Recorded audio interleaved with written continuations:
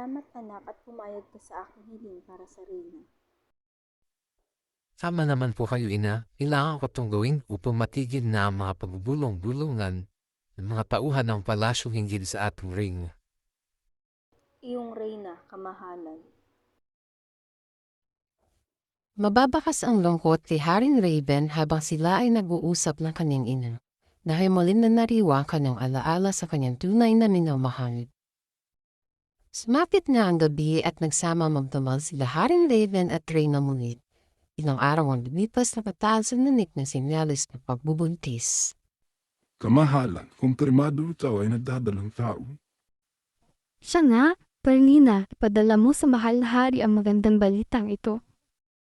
Ang paalala lamang kamahalan, lubos na maselan ng iyong pagbubuntis, kaya higit na pag-iingat ang dapat mong gawin.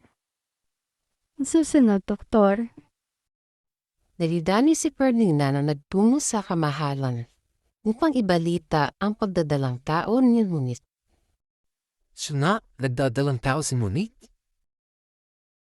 Dinoon na nga kamahalan, ngunit ayon sa doktor masela ng kanyang pagbubuntis.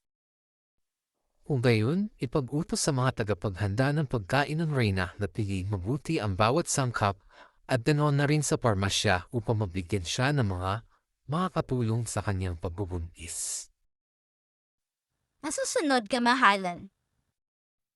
Pagkainis ni Perlina ay tinawag ni Haring Raven ang kanyang baitang na si Alfred. Nais din ipadala mo ang aking liham sa La Caballeros. Masusunod aking kamahalan. Sa kampo ng La Caballeros. Isang liham ang aking natanggap mula sa mahal na hari.